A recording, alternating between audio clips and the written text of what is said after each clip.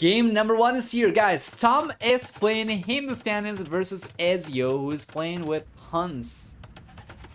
This is Savannah Valley, one of my favorite maps from this tournament. Incredibly good looking map. Really well made. Notice all the terrain, the different textures, the grass, the different colors, different terrain types, all the hunting, the trees, everything's just so well made over here. Even the tree variations according to the different terrains, right? It's beautiful. It's one of my favorite maps. So Tom is playing with Hindustanis over here. Is going to get a discount on villagers. You know the drill. Extra armor and gunpowder units, faster attacking camels, access to caravanserai as well, which isn't really relevant in 1v1s, of course. And then for the team bonus damage from light cavalry and camel rider line units against buildings +2. Ezio playing with Hans instead. He'll get cheaper cavalry archers, so we could see a play for that. And against Hindustanis, it seems like it should be the way to go, because if you go for cavalry, you're simply going to get destroyed. If you go for melee cavalry, that is. So we're probably going to see Ezio take advantage of the 10 and 20% cheaper cavalry archers available to Hans in the Castle and Imperial Ages. But then in addition to that, Hans also get 50% accuracy on trebuchets as opposed to 15%. They will have 200 population support from the get-go, although they do begin with 200 less wood. For the team bonus, on the other hand, Hans get 20% faster working stables.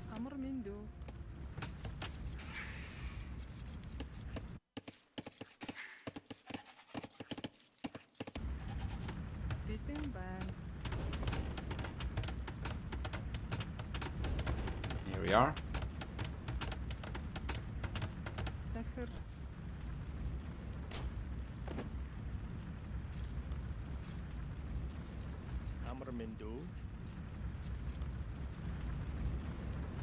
Beautiful. This is another one of those map generations for Savannah Valley where we have the fire. This doesn't really happen every time. But anyway, interesting not to see Mongols though being used over here because of all the extra hunting. Usually Mongols has been a really strong civilization on this map. I guess maybe if double Savannah is available for later, maybe they are saving Mongols for that one instead, but I'm not really sure if it's available or not. Yeah, and once again, just the little details in this map, they're just so well made. We have grass on the top. We have these boulders. Villagers chopping from. Yeah, sure, why not? Whatever.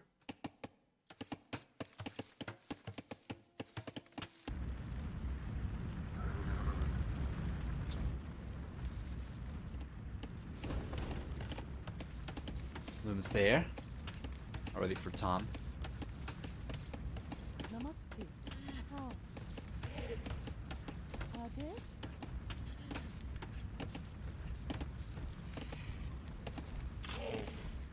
You know, the expected result from this series is not quite as clear compared to the previous two. And Ezio is asking, have you played this map before? Let's see, Tom answers. Yes. Tom says yes.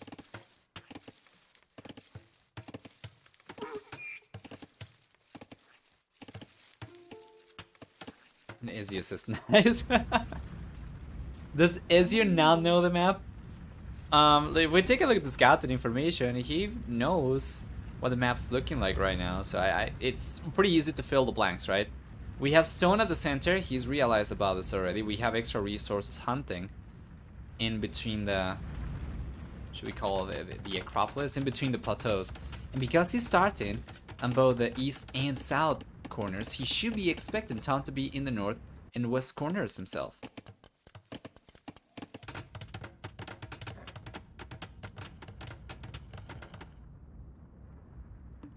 Yeah, it's pretty straightforward. The layout for the map anyway, that is pretty straightforward. It's very different compared to something like Arabia, where you do not really know where your opponent is. Over here, you know where your opponent is, because the layout is kind of fixed, even if the resource location is kind of randomized still.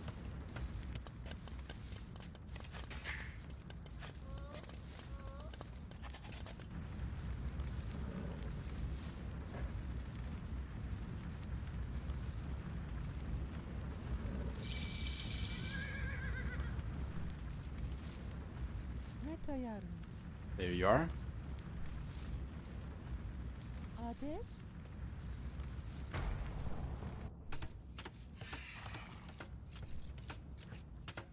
Castle Age should be on the way for Tom in a moment. Ezio, on the other hand, should be able to go out to the Castle Age very soon as well.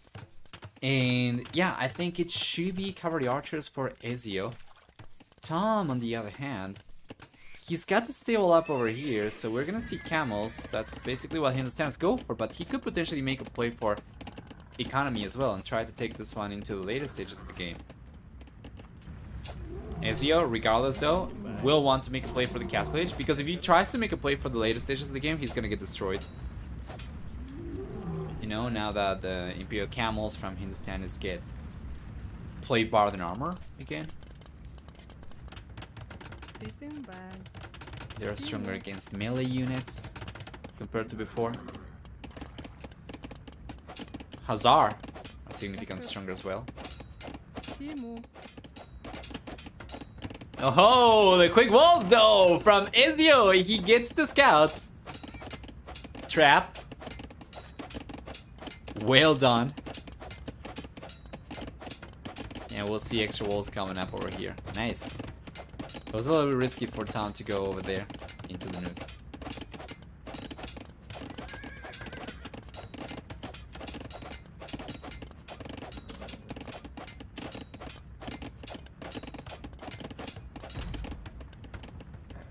Castle Age will be here for both players at about the same time. There's a 8-second lead for Ezio, but that's about it.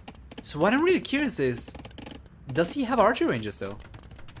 Oh boy, he's got just now the barracks on the way.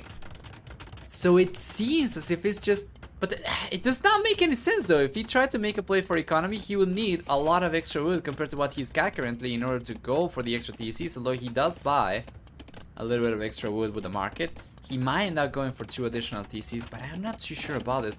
I guess if he just makes a play for pikemen, and he knows that Tom's not really going to go for anything other than camels, he should be able to defend with pikemen alone and then probably get away with making a play for economy. But the problem is that Tom, there is no indication over here for Ezio that Tom is going for aggression at all.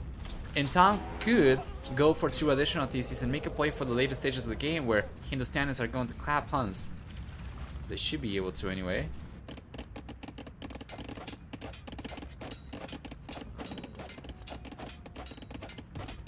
Guess we'll see.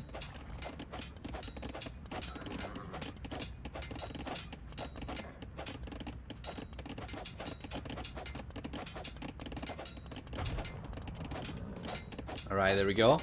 He's body blocking the scouts. Gotta be careful over here though. He's taking a lot of hit. He will end up taking the scouts down. But he doesn't end up losing his own scouts right now, or he's about to. And TomS manages to save one of the scouts over here. Won't really be making too much of a difference with that, to be fair. And interestingly enough, we see a stable come up for Ezio. This is so weird though. He did not go for the extra TCs, and he took so long to go for the extra archer ranges. Now he's got them up. So he will go for cavalry archers. While Tom, on the other hand, he does have the second TC. Or the third TC rather, in this context.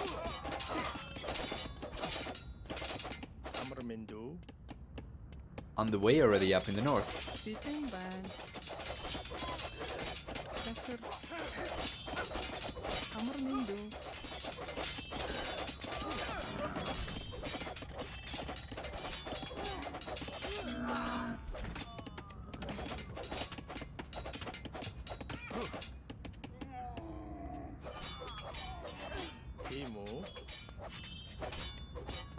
There you are.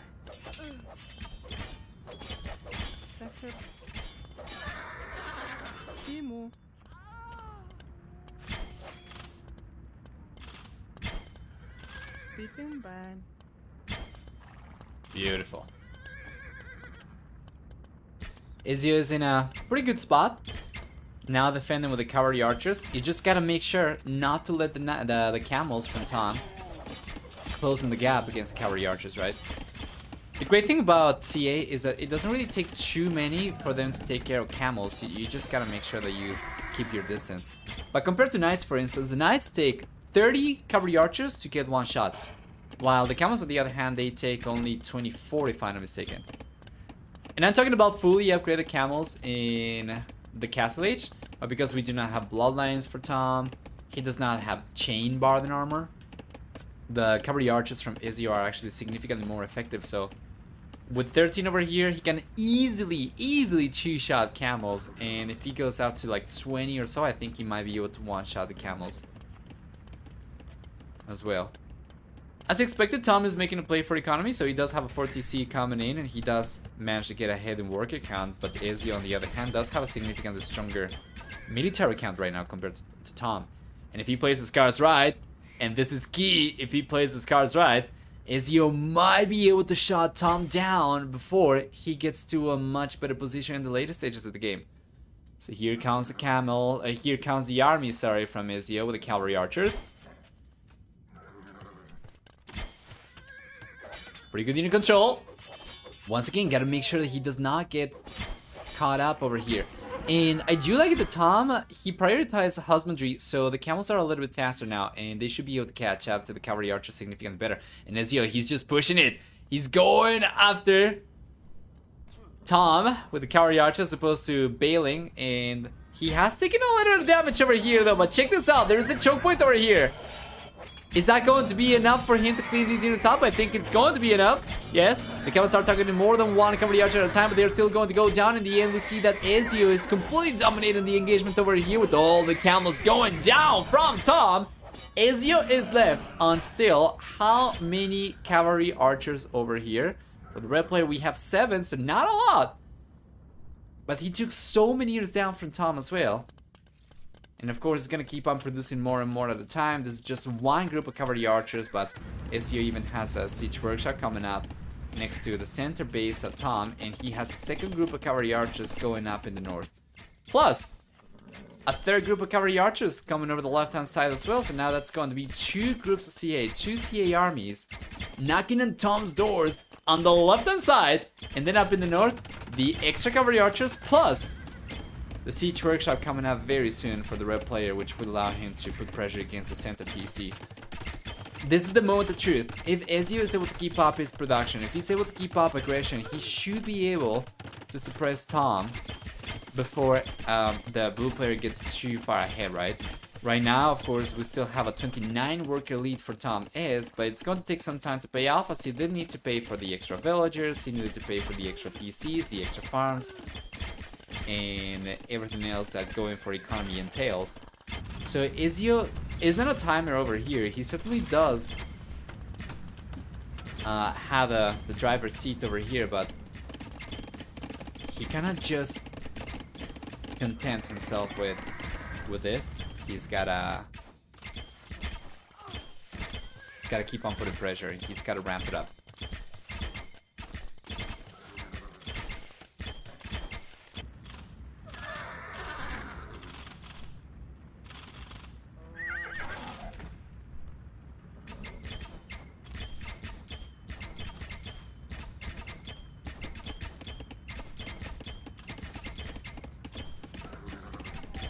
Are. Camels do clean out the cavalry archers over here. This is not what I meant with playing his cards right, is you cannot really afford to take these losses. The only chance for him to take this game lies in the fact that he's got a stronger military count compared to TomS, and that should allow him to pressure the blue player. If he loses his military lead, then he loses the only lead that he's got. Alright. And we have some siege coming out. It's gonna try and get a TC. This could be good. It's got a ram over there. That's a lot of CA coming in. I do like this a little bit better though. As opposed to stretching himself a little bit too thin, he instead brings everything to the center and will take the TC down. It should not be too difficult. And it's not a matter of if, it's a matter of how long it's going to take for him to take the TC down. Cavalry archers over here, he'll be able to get the villagers down as well. Well done. Should be able to take care of the camels over there and keep the siege safe, of course. Manos up. Still. The Rams are still alive over there, and Tom is bringing the villagers out, but he shouldn't be able to do too much over there. That's gonna be one Ram going down, but a lot of villagers going down in exchange, and Ezio is very close from catching up in worker count to TomS. There's been just hemorrhaging economy over here, trying to get the DC out, trying to get the Rams down, and you know what? With all these remaining villagers from the center going down, Ezio will officially surpass TomS in worker count. That means that all the extra resources Tom has spent into going for extra economy will be going kinda to waste a little bit.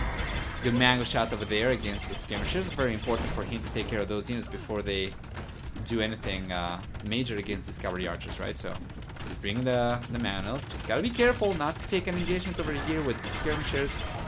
Sorry, with the cavalry archers against the skirmishers. He's just gotta use the manuals instead.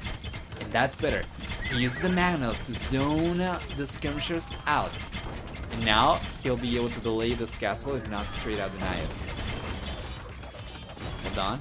Even if the manuals go down over there though, the amount of skirmishers left over here is not strong enough for Tom, and Ezio might be able to clean this up in the end still. He's targeting the villagers, delaying the castle. Doesn't that take in a lot of CA losses though, but he does have more on the way. Plus pikemen and plus the Rams. But it seems like the castle's in the end going to come up. Well, it should anyway. Let's see if Tom realizes about it. He's got a villager idle over here, another villager that he could be using to build a castle idle as well. Not really idle, but get a stone instead.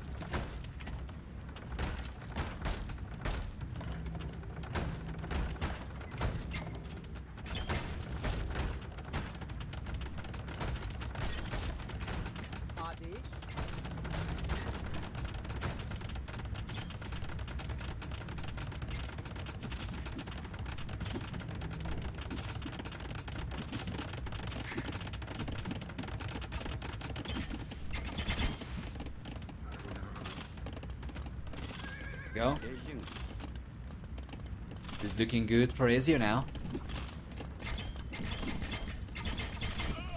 3 Rams coming in, forcing Tom into individually targeting the cavalry archers if he wants to take good advantage of these skirmishers, which makes it extremely hard for him to take advantage of the units because he's going to engage in overkill.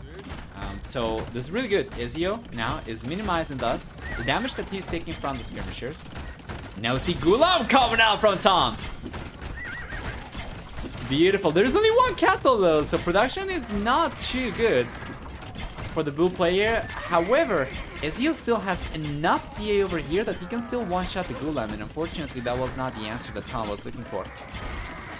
We mentioned earlier that CA was the only way that Ezio was going to be able to take this game, and castle age pressure was the way to go for him as well when the game started. Ezio did follow through, did go for the castle age pressure, did go for cavalry archer production over here, and he's put himself in a pretty good spot. Now, he's the first player going up to the Imperial Age. He's the player with the highest worker count, the highest military count as well. And Tom, not even close from having enough resources to go up to the Imperial Age. And if you're wondering how the Gulam got melted so quickly against the cavalry archer, well, this is going to be part of the reason as well. He did not have +2/+2 yet. But yeah, at this point, Ezio's got almost enough resources to go for a castle, and we'll see one come up. So that means once he gets to the Imperial Age, he'll get access to trebuchets, and he could potentially go for the castle on the right hand side to trip this castle down once he gets up. Or he can go for, okay, he's going for a defensive castle instead, and this is going to be kind of equidistant to both the castles from Tom, which allows the red player to go for trebuchets and target whichever castle is more convenient for him at a time.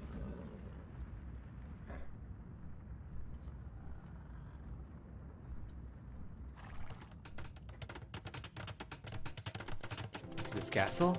I actually get denied though. Let's see if Ezio realizes. No, it's not going to get denied.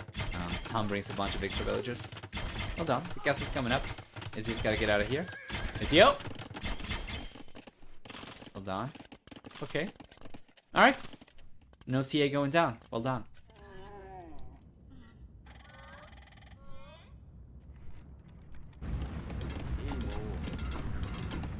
And the Gulam are coming forward, trying to get the raids going against Ezio. They are good, but in the castle age, they are not gonna be strong enough against castle fire, even with chained mail armor.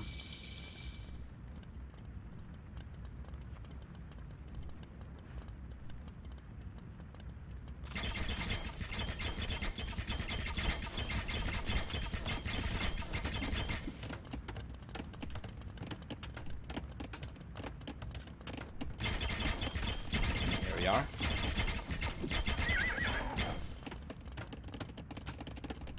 See the trebuchets on the way? Not yet. He does have the resources. He can go for 2 if he wants to. He's going for knights instead. This is not too bad because Tom hasn't really stuck to camel production. So if Ezio is able to significantly outproduce Tom, and he's getting to 200 population, if he's able to significantly outproduce Tom, plus the fact he's gonna have cavalier very soon once he gets the upgrade, his army is going to be much stronger compared to anything that Tom can go for in the castle age. Even if Tom makes a play for camels, cavalier will take the camels down.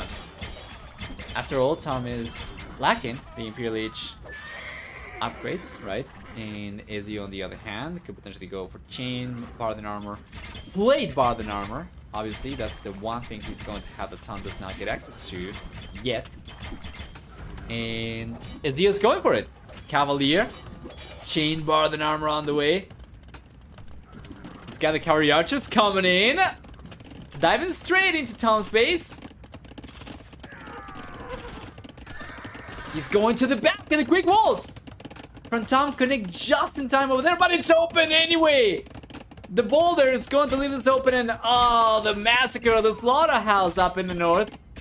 There is a little bit of a counter strike coming out with a Gulam from Tom on the right hand side, but because Ezio's got knights over there, he'll be able to defend just fine.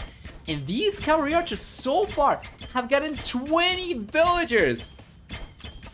An amazing, amazing value for Ezio's army over here so far. It's just incredible. Tom is, mind you, still competitive in terms of worker count. Interestingly enough. That's about it.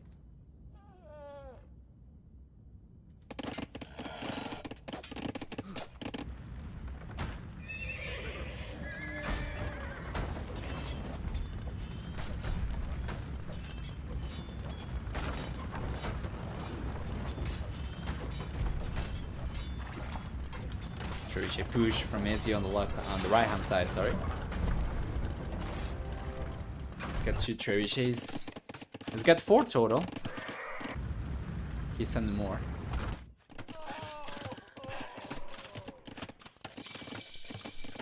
And now Tom gets to the Imperial Age. Well, he's still in a very precarious position though. Right now his economy is not strong enough for him to go for all the upgrades he needs. He's got heavy camel rider coming in, right? But Imperial Camel is not going to come in anytime soon. And if he wants to go for Elite Gulam, for instance, that's also going to be pretty expensive. Plus the fact that he's got to go for conscription as well. So Ezio is definitely still in the driver's seat over here. The only thing that's going to keep Tom going for the most part right now, I guess, is the hill advantage that makes it so slow for Ezio to get the castle down. Now with 4 trebuchets, Ezio should be able to offset that.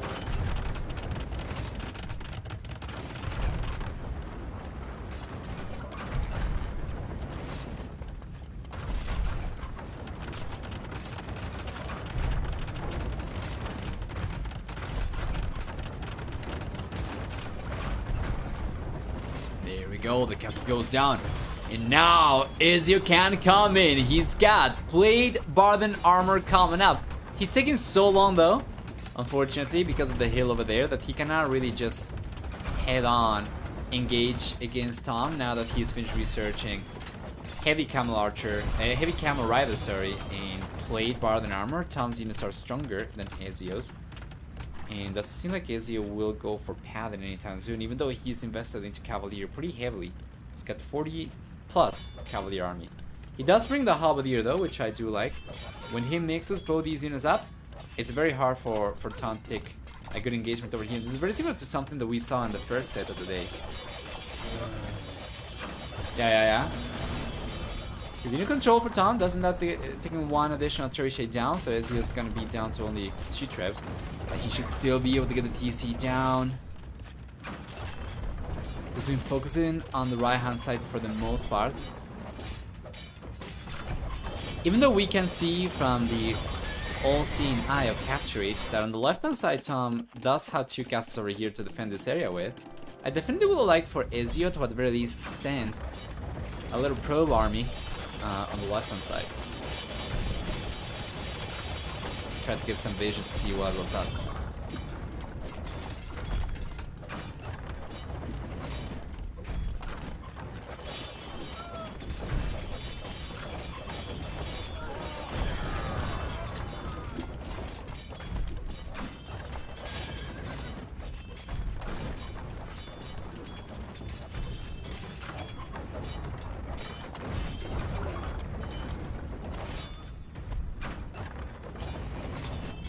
Go.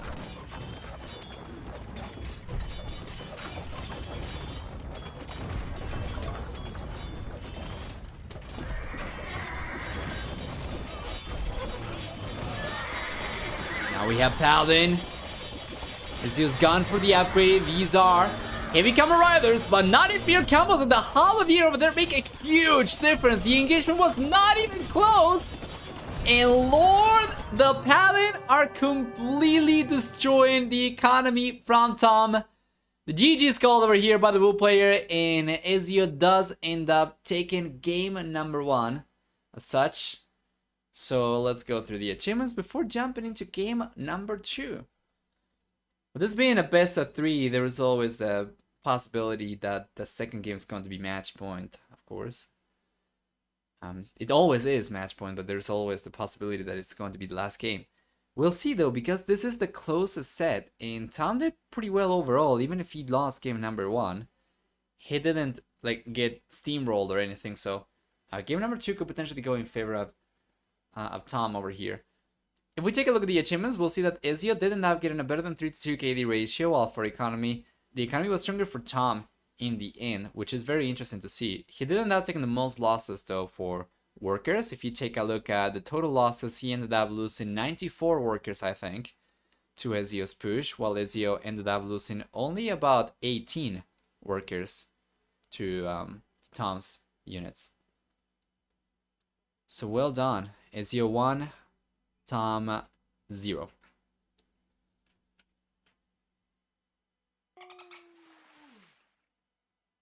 Alright, game number 2 is here. TomS is playing with Burgundians. Ezio is playing with Goths. This is Venice Best. So game number 1 has gone in favor of Ezio.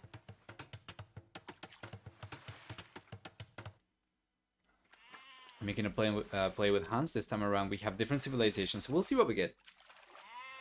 Burgundians, first off, do get access to eco upgrades 1 each earlier for a 40% food discount. On top of that, we also see for Burgundians access to Cavalier in the Castle Age, a 50% discount on stable upgrades as well.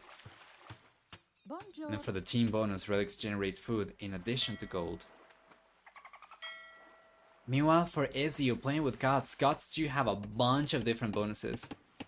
Eventually, I'm not really gonna have to keep on introducing the civilizations by heart, because I'm going to have actual panels with all the bonuses and stuff, but for the time being, it is what it is. For Goths, we get a discount on infantry units starting in the Dark Age already, 20, 25, 30, and 35% cheaper. In addition to that, we also get, for Goths, Loom, which researches instantly. And many other bonuses, such as bonus damage from infantry units against buildings as well. They do have bonus damage against lurables, the gods that is. Yeah, and hunters that can carry extra resources, as well as extra population support for up to 210 population max support.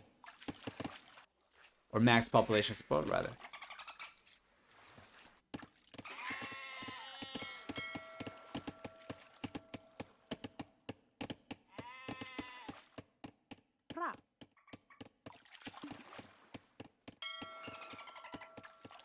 What to expect over here then? Well, Gods are an incredible civilization. If you can get in a good shape in the later stages of the game, you can go for more army because of your higher maximum population support. You get pretty cheap infantry, and you have access also to huskarls, which are extremely strong on their own right as well. So when you account for all of that, Gods can be a powerhouse of a civilization in later stages of the game, while Tom, on the other hand, playing with Burgundians, is going to have a very strong civilization in the mid-game for the most part. So in the Castle Age, for instance, getting access to Cavalier is super good. One thing I did not mention is the fact that he also gets 25% higher attack on gunpowder units, so it would be possible, technically, for Tom to go for something like a hand cannoneer in the Imperial Age, right? But anyway.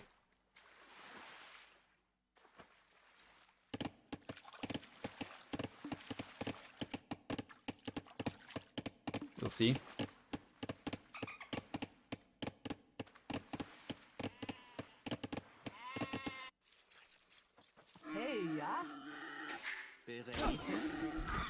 Nice. Board goes down immediately to the gods. But yeah, we'll see. What I was talking about, the Castle Age for Burgundians, that's usually mainly relevant on land maps, and because we have a lot of water available over here, and the water is going to be extremely important.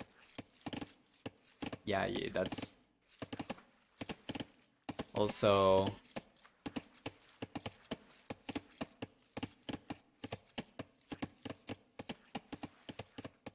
Yeah.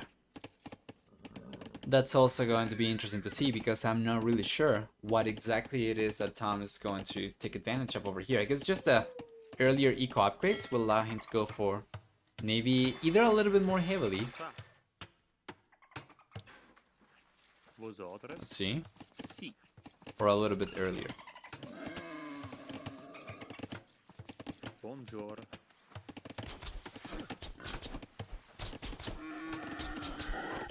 Here you are. Bonjour. Game's pretty even for the moment, pretty uneventful, but Ezio is gonna be the first player to go up. 41 workers though. Should be enough for him to go up to the Castle Age afterwards, while Tom, on the other hand, well, he's going up on 50 workers, so he's gonna have a much stronger economy. Hey, Turnip! Speaking of which, it's been a while since last time that I saw turnip available in the grocery store, which is so unfortunate. I actually liked it quite a lot. Boiled in a salad, it's so good. A few eggs, some mayonnaise, even Brussels sprouts. Oh god, it's just, I mean, my mouth is watering right now just thinking about it. Regardless though, few ages here for Ezio. He's the first player to get there. We'll see the Castle Age on the way in a moment. And Tom, on the other hand, well, he should also be able to go up to the Castle Age pretty soon as well. Oven bakes are good too. I haven't tried the baked yet, but I imagine it might be really good because it's just such a tasty vegetable. I have never had it before, by the way. I had it by chance earlier this year because the produce store that we go to make our produce shopping had a few turnips, and I thought like, okay, I never had this, let's try. And it was just so heavenly, and now they don't have it anymore. It tastes like radishes. I don't know if that's just me or not, but it kind of tastes like it. Ironically enough, I'm more into parsnips. I don't think I know what parsnips are. Let me check.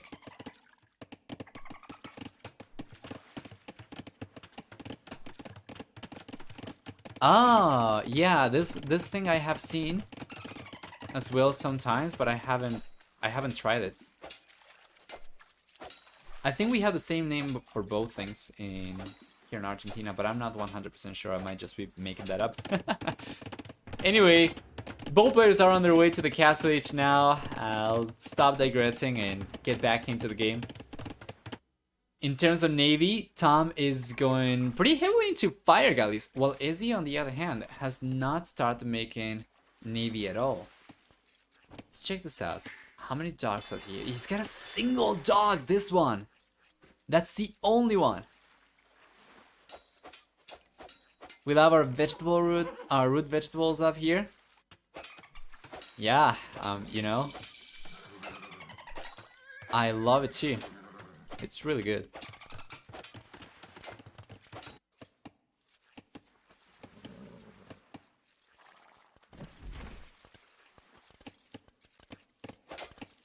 Conveniently crops that don't fall over and die due to frost. Yeah, yeah. Up in the north, we see the castle coming up for Ezio, so it's going to be Huskars for him. This might be really good because if Tom is going to bank on Navy units only, that shouldn't be too strong against Huskars because of the Pierce armor. Huh. Guess we'll see.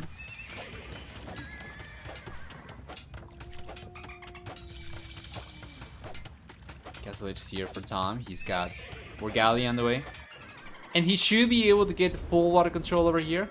Well, Ezio is giving up on the prospect of getting water control in lieu of going for land production. Which makes sense, because God Navy is not too good. And by too good, I mean it's pretty garbage.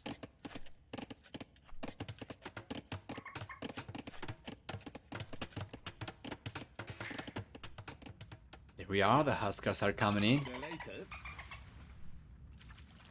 They're marching down the map.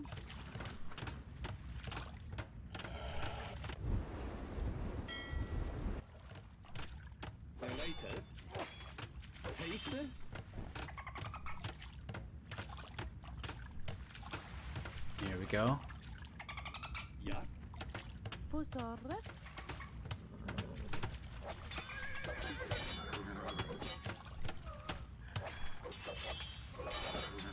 Nice defense though. Tom's got knights now coming out, so the Huskars alone will not cut it, and Ezio is making a switch into Spearman right now, and we're gonna see the Pikeman upgrade come in very soon.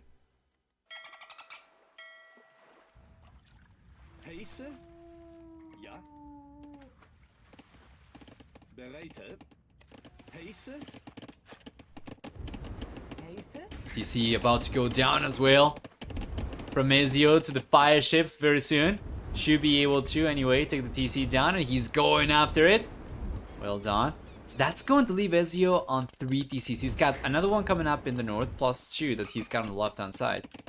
This one is protected by the castle somewhat. In any case, if the fires do end up getting to the left hand side, for instance, and they end up surrounding the TC from here, that's still going to be too far away for the castle to protect the TC from.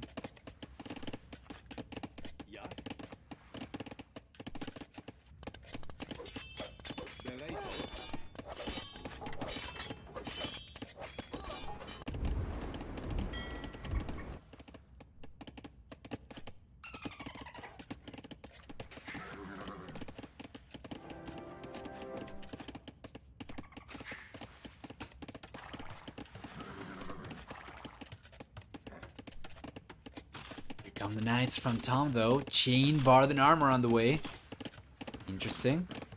The thing about the knights is they will die to the pikemen, but they significantly outpace the defensive units from Ezio as well.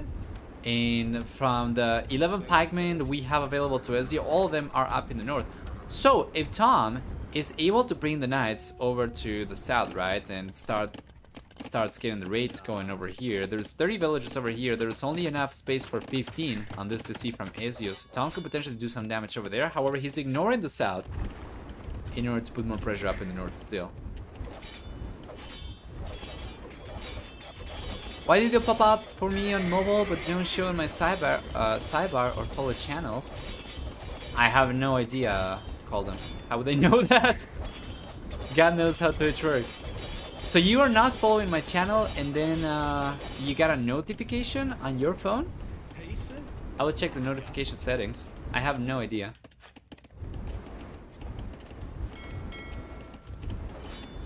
So you do follow, but I do not show up on the sidebar. The sidebar shows your follow channels, I believe, in viewership order, so we might be a little bit too low in that regard to show up on the sidebar. Maybe some kind of bug? Could be that as well, yeah. But there we go. This is what I was talking about. Tom is going over the right hand side with a lot of cavalier. And there is plenty of villagers over here that are going to be left out in the cold. And let's see if Ezio even realizes about this. He's got the quick walls coming in, and TomS not paying attention, otherwise he would have been able to come in right away through the north. And he's given Ezio plenty of time to get the walls out. Come on! Tom could have gotten so much damage done over there, and he's given Ezio time to react. He can still come in, mind you. But he's been taking damage for free, and well, now let's see if he can finally do anything. These Cavalier are not in aggressive stance, they are on stand ground. Okay. Yeah, there we go. He's getting the village down finally, but Ezio's had so much time to react to this, it's ridiculous. Still a good amount of damage though. This Cavalier ended up getting 16 kills, 14 of those were villagers. My lowest has 7 viewers? I have no idea then, it's probably bugged out. Yeah, most likely. Sounds about right. Hey, sir. Yeah. Bereitet. TomS going back. He does manage to scrap enough resources together to click up to the Imperialish though. And you can see this is what water control gives you on a map like this. You get extra economy from the fishing ships, extra resources for free because of all the fishing available. But then on top of that, you also have a lot of extra map presence because you can sail through the canals and have a significantly bigger outreach with your navy on a map like this compared to something like Coast to Mountains, for instance.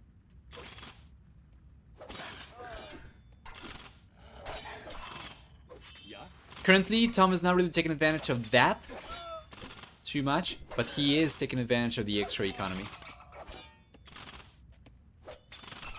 What do you do for Twitch shadow banning? You probably probably smack talk Amazon.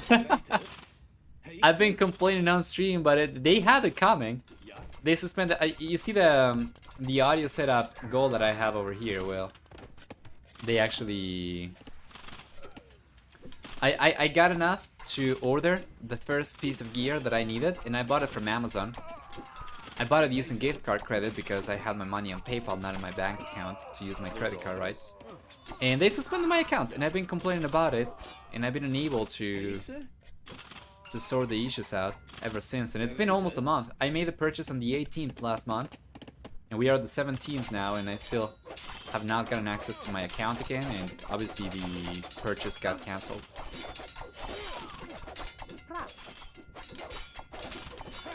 And my account will get banned too. Yeah. After the stream, I'm going to talk to customer service again for the 5th time to see if they can sort things out. Suspend on Amazon, shadow ban on Twitch. Plot thickens. Seems so. I honestly do not know what they want from me.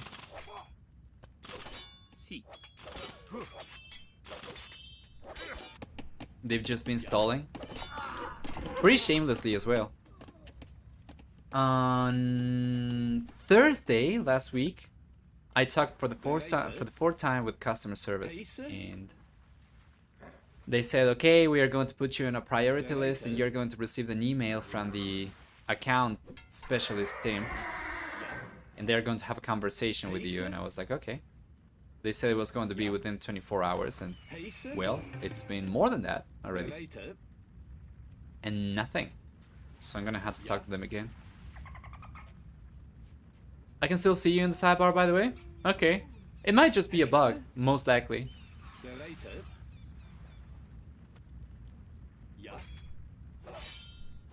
I am joking, by the way. I don't think they would shadow ban me just from complaining about poor customer support or user experience.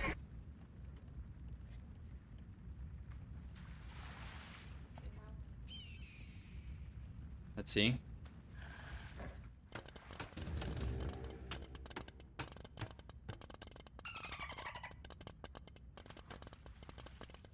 There we are. That's a lot of pikemen from Ezio and Tom.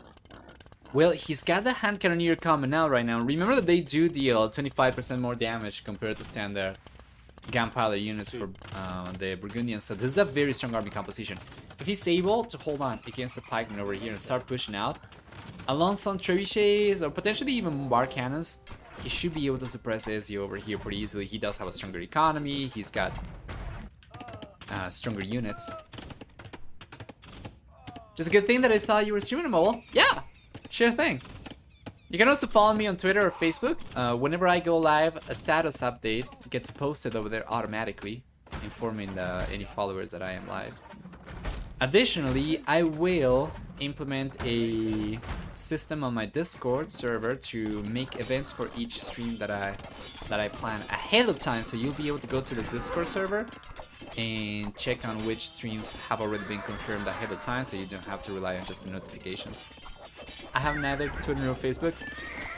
Yeah, unfortunately, I thought about also making stories on Instagram, but right now it's not really possible with the system that I'm utilizing.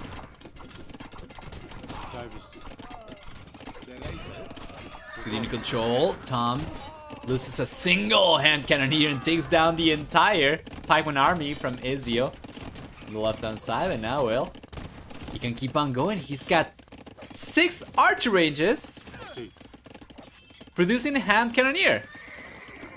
Light cavalry's on the way now as well for Tom, and it's gonna start getting the raids going.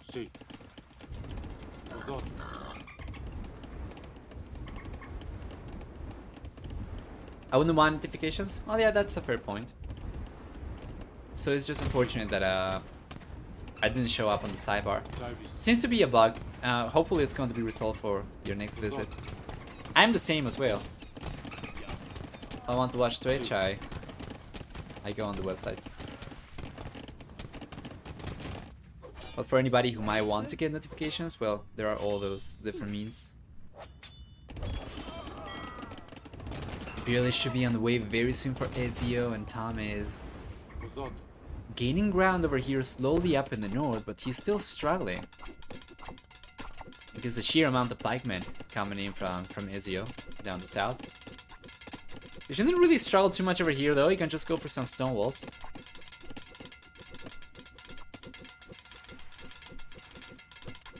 Yeah, exactly, just like this. Hold on. It's not like he would lose a lot of economy over here anyway, though. There's only 5 villages over there for Tom. Meanwhile, Ezio is already starting to get tripped down. The castle up in the north. It's taking a lot of heat.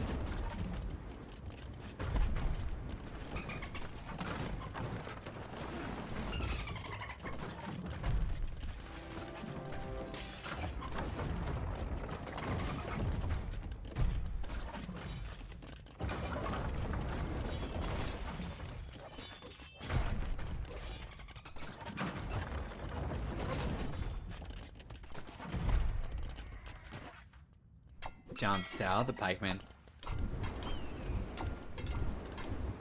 Oh, in the end they do end up taking the villagers down though. Well, not really. 4 villagers still survive over here. I think they got the single one. The man over there.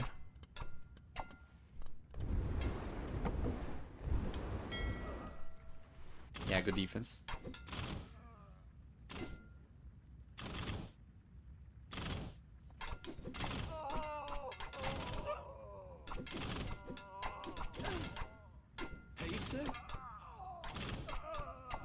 Here we go.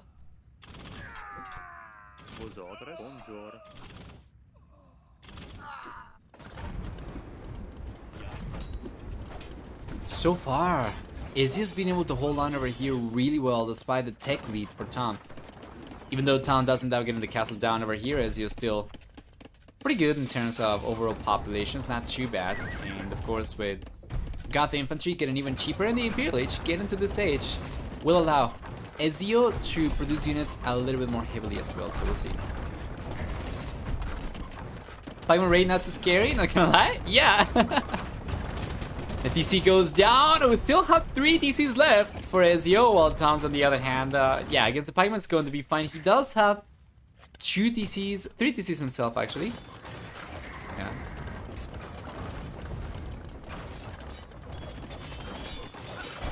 But I guess it's not really going to be too much of an issue anymore because now Ezio's making a switch to defense and he's not Raiden anymore.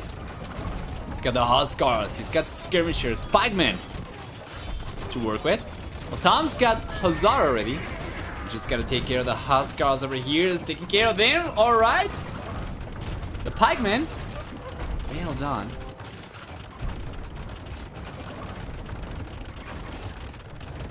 And the GG's coming over from Ezio. He cannot keep going anymore. Well played. TomS then goes on to equalize the series, and this is going to be a full set. Thus, we'll jump into game number 3 in a moment. Let's go through the achievements though, really quickly. Very nice KD for Tom. In the end, he does end up getting very close to 3-to-1 KD ratio. Well, for economy, there's a stronger economy for Tom, collecting about 12,000 extra resources, or close to it, about 11,500 or so. Society is going to also reveal a stronger worker count for Tom. There you go. And yeah, that's about it. So we'll play one last commercial for non-subs. Subs do not get any commercials, and non-subs can support my content through ads over here that we play purposefully in between games, so they do not disrupt the content. And then we'll jump into game number 3. Meanwhile, I'm just going to make sure that I have everything at hand. The stream title is correct, yes. And game number 3 is coming up in a moment.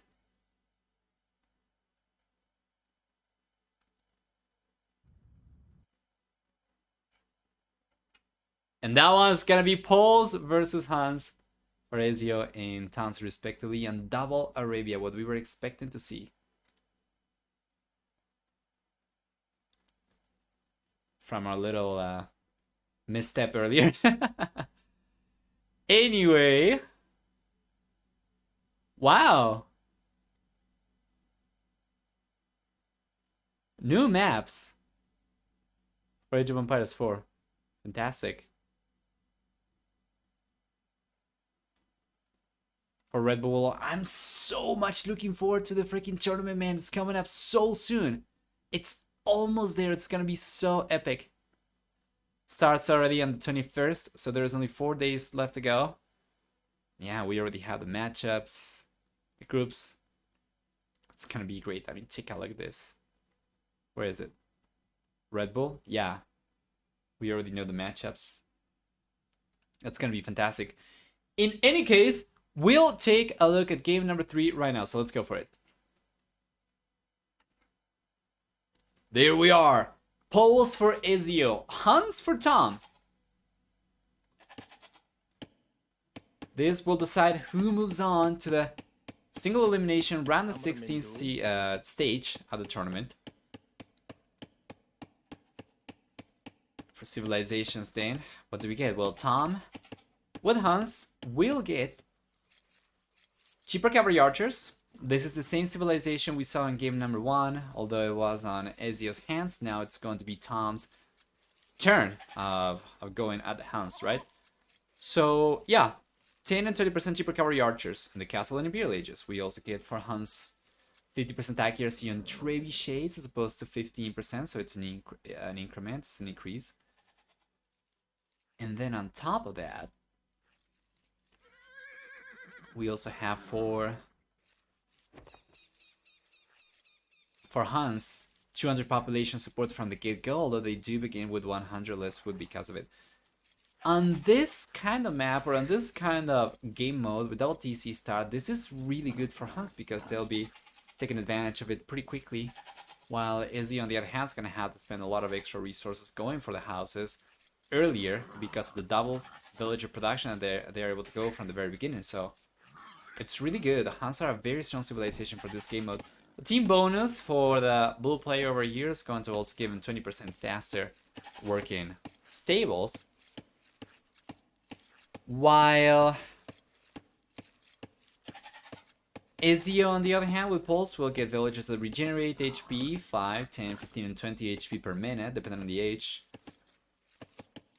More efficient stone miners, which collect 0.5 units of gold per each unit of stone that they collect, which is great. And then in addition to that, Pols also have access to full work. For the team bonus, Scotland units from Pulse will get bonus damage against archer units. It's gonna be 1 bonus damage, so it's pretty good. How do these civilizations work though?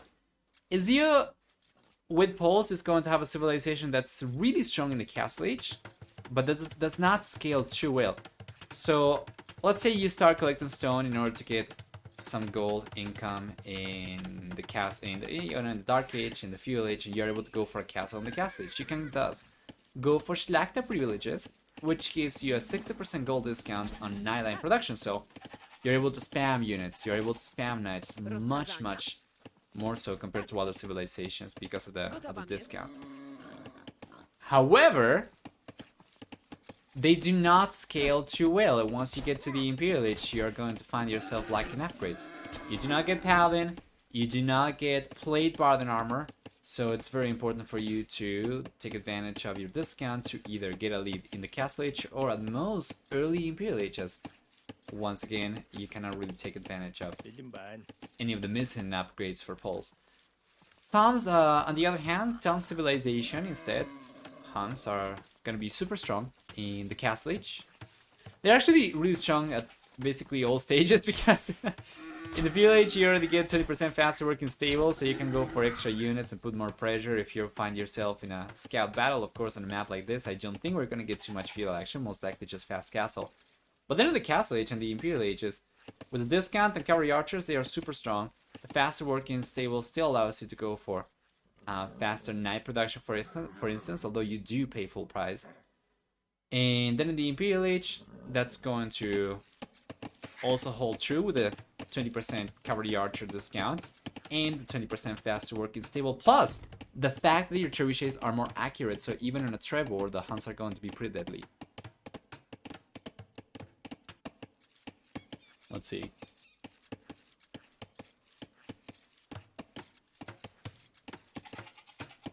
Feel it should be on the way very soon for both these players. I love to see the walls coming from Tom.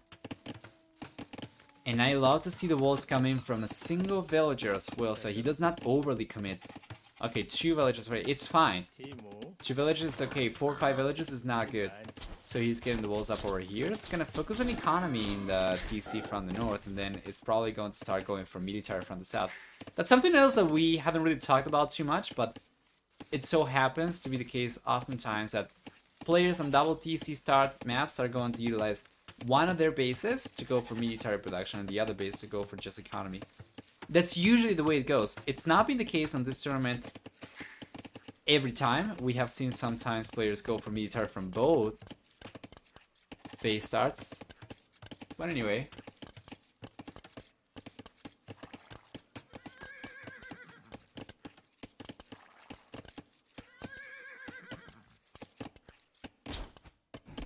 There we go. Feudal Age is on the way for Ezio first and 40 workers.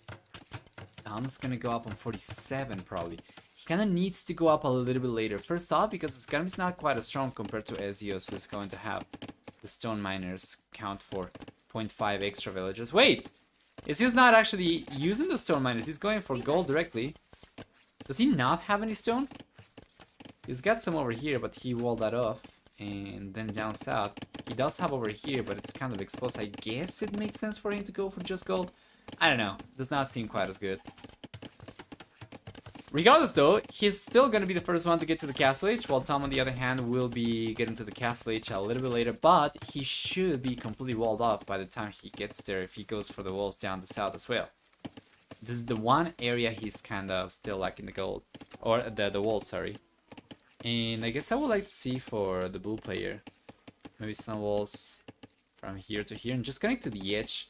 That's going to be the greediest, but it's also going to secure the most resources with a neutral gold over there and the stone over here on the back. Although you could potentially also protect the stone over here a lot cheaper, but doing something like this from here to here and then from here towards the TC. So kind of like this should be pretty good. If you wanted to go for something a little bit more, you know, a little bit safer, a little bit easier, a little bit quicker, cheaper as well. Castle Age is on the way for Ezio before Tom gets to the Feudal Age himself. And we see a blacksmith on the way for Tom. He's got a... Oh, double archer range. Tom is thinking of going for CA. Beautiful. I love it. So Castle Age should be on the way for him after he gets the blacksmith up. And that's going to be a lead for Ezio. That's still pretty significant, but not by too much. It's going to be a minute and 30 seconds earlier for Ezio. So, yeah. A minute and 20 seconds earlier for Ezio, exactly. So while we wait for any action to take place over here and the game's still pretty uneventful, I'm just going to take advantage of this little downtime to pour myself some more tea. There we go. Can you hear that? Not really sure. Probably not too much. But there you go, it's tea time, baby! Yes, sir. Castle Age is here for Ezio.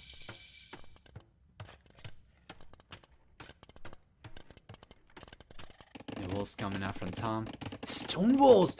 Quadruple archer range from Tom! Damn! That's gonna be great. However, he kind of gives up his strategy by going for the archer ranges forward. Oh my lord, Ezio's got no idea about anything from Tom. He has not gone forward to the right hand side at all. And the only scouting information he got is from the village when Tom was starting to go for the blacksmith and he already had the walls up in the north. This is going to catch Ezio kind of off guard, I guess, because you do not necessarily need to go for cavalry archers with Hans against Poles. You can still go for knights if you want to, like Poles do not get camels, right? And this is potentially going to be really strong. Now let me take a look at Tom's scouting information instead. Well, he knows this is open, right? That's all he needs to know. So the raids could potentially happen. This game reminds me of how common stone walls were in tournament games. They kind of have disappeared in the last few years. A little bit, yeah.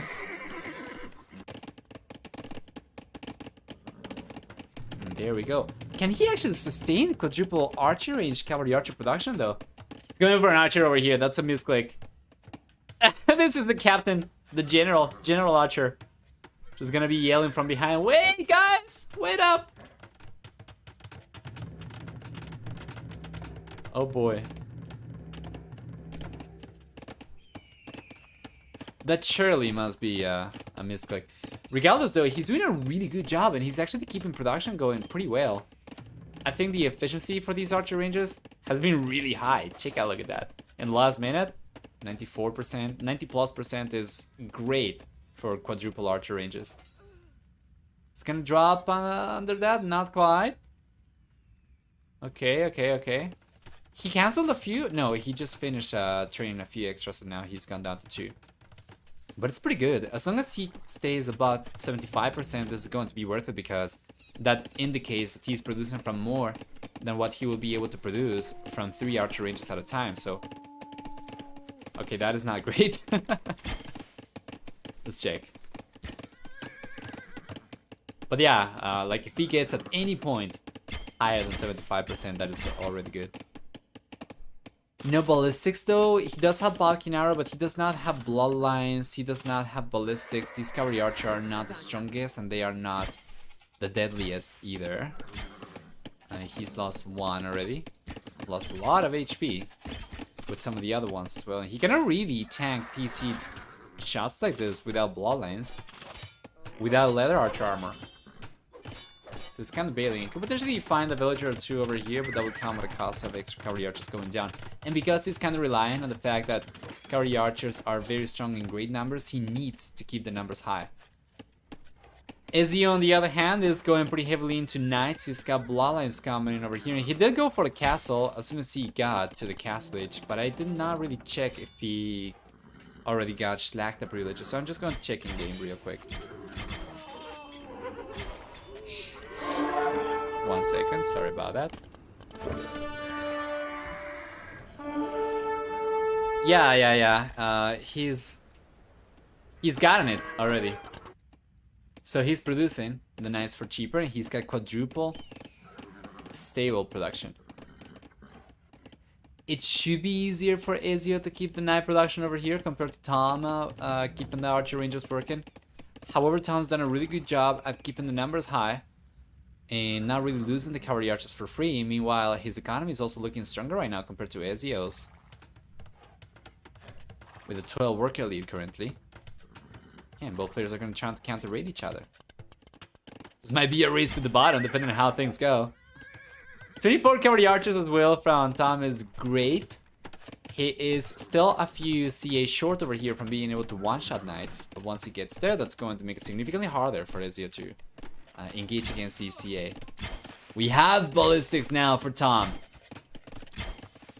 Beautiful. He's got bloodlines, so now these CA are significantly stronger. 40% extra HP compared to a few minutes ago. The second raid attempt from Tom will be much deadlier compared to the first one. And Ezio? Ezio's realized about the archer ranges, sorry. Not that he was not aware that they were a thing, given the sheer amount of cavalry archers he was facing, right? But he's gonna try and get one down. We see Thumbring coming out from it. Very, very important for the cavalry archer, as without it, they are only 50% accurate, even against static units. It's open on the left-hand side. Tom should be able to defend though, but that's a lot of knights over here. Can Tom get the walls up over here on time? Yes, he's going to prevent the extra knights from coming in. Well done. Problem right now though, for Tom is that Ezio's managed to sneak in, while Tom does not really have any units coming inside Ezio's base, but that's going to change right now! It's the overchop! And here come all the massacre, ballistics, thumbring, bulky arrow, everything you might ever want for these guys. Bloodlines is already here, so they can tank the TC damage a little bit over there without taking losses, and that's a lot of villagers down from the blue player. 13 villagers over there. Let's take a look at how many villagers the red player has been able to get so far as well. With these knights, he still has up only 2, but I'm positive he was able to get significantly more villagers with the knights before they went down to the TC and the cavalry archers before. However, the eco KD is still favoring Tom by quite a bit, 13-10, and it's open. It's coming in, getting more villagers down, and Tom is getting a great lead. Civilization that took Ezio to the first victory in the series in game number 1 is now taking Tom by the hand and just cruising smoothly in game number 3 into an incredible lead, and potentially the second victory for Tom. There's a little bit of pressure still coming out from Ezio though up in the north, so this could be really good for him. We'll see. Tom's bringing the cavalry archer over here. If he can take care of the knights and the light cavalry, he's eventually going to take care of the rams as well, so it's not too bad. Yeah, you know, mangonels coming out, or scorpions, means the rams are completely exposed. And even if the rams manage to break through over here, there's nothing that Ezio can do because he does not have any units to follow through. So it's not too bad. Castle on the way from Tom, love it.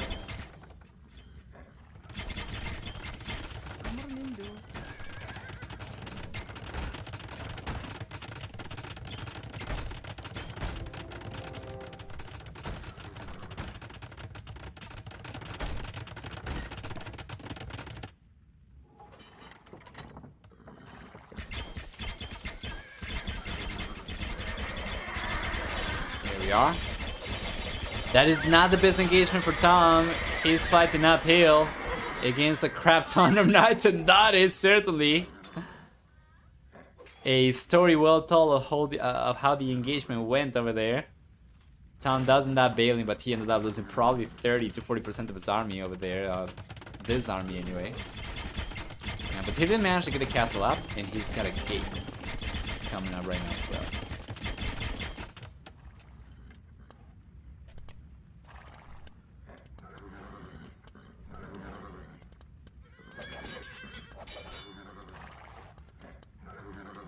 There we go.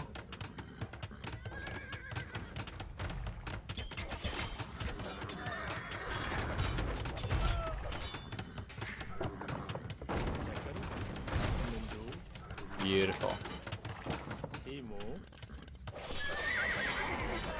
Down the south, second group of cavalry archers roaming around. Well, Ezio did not overchop this time around, but it shouldn't take too long for Tom to break through the palisades and come in. There's a lot more than 15 villagers over here, so there's a lot of exposed economy potentially for Tom to go and raid. Meanwhile, Ezio keeps on trying to keep the pressure up in the north. The problem is that it's been pretty difficult for him to get anything done. Tom's reaction has been pretty good for the most part. Of course, without taking into account the uphill battle earlier. He's done a really good job. He's keeping the archer ranges up over here. Very soon he's going to have enough stone to go for another castle down the south. So one castle over here is going to put a stop to Ezio's push. From this angle anyway. And with this castle over here, Tom's already putting a stop to Ezio's push.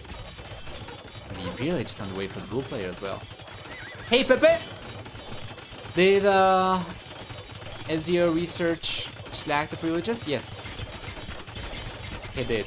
So he's producing pretty heavily. He's got 35 Cavalier right now. Sorry, Knights right now. He's producing from 7 stables.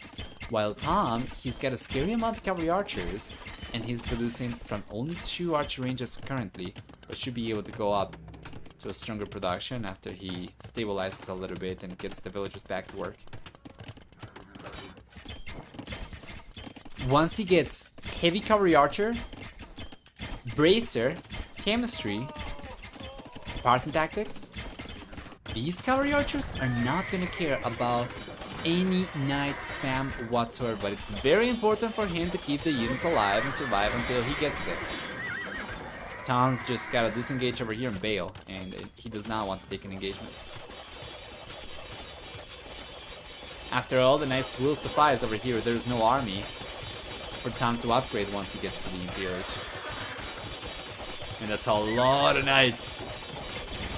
And 3 seconds for the Imperial Age has to not start pouring in. Tom's going for Bracer, first thing in the Imperial Age. He's gonna make a transition to Pikeman right now, but this is so late. Such a late reaction.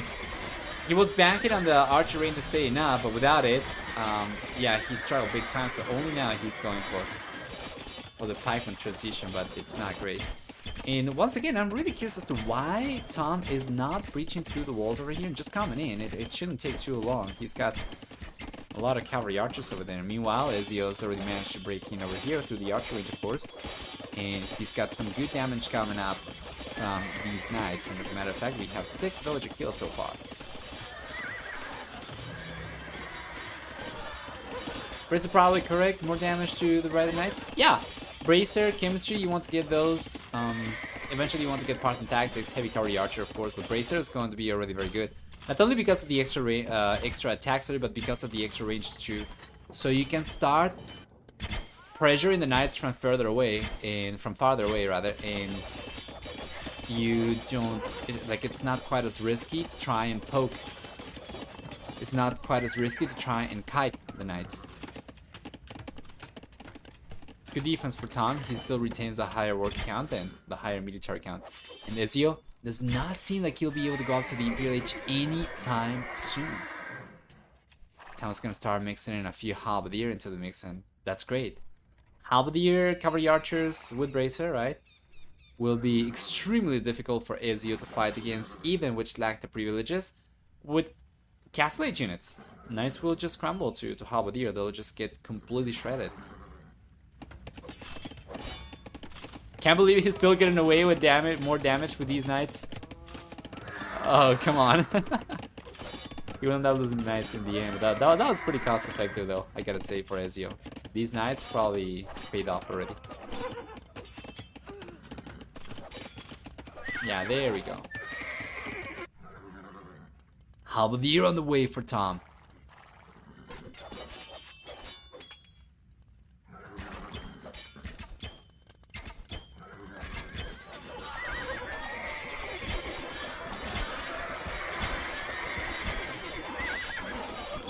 Extra barracks on the way, so he increases production. Right now he's producing from 4 barracks, sorry. But wow! It's just going to call the GG right there. You know, there was nothing happening around Ezio's bases, but he was unable to keep on producing more units. The goal situation might have been the culprit over here. No, he did have plenty of gold left. 2700 left over there. Extra gold over here to potentially collect from as well, but yeah, the writing was on the wall. The moment Tom got to the Imperial Age and started getting the Imperial Age upgrades for his cavalry archers, those knights, they just struggle. They just struggle big time. So well played, Tom moves on to the round of 16, the single elimination round of 16 over here for a chance at making it into the double elimination round of 16 stage of the tournament where the 8 invited players will first participate in. That's great. Let's take a look at the achievements one more time before hopping off. 5 to 4 KD ratio, a little bit higher than that actually for Tom. Fantastic for the economy. Fantastic for Tom as well, collecting about 6,000 extra resources or close to it. About 4,600. Society is going to also show a higher work account for Tom by quite a lot. And that's about it. So let's just go back.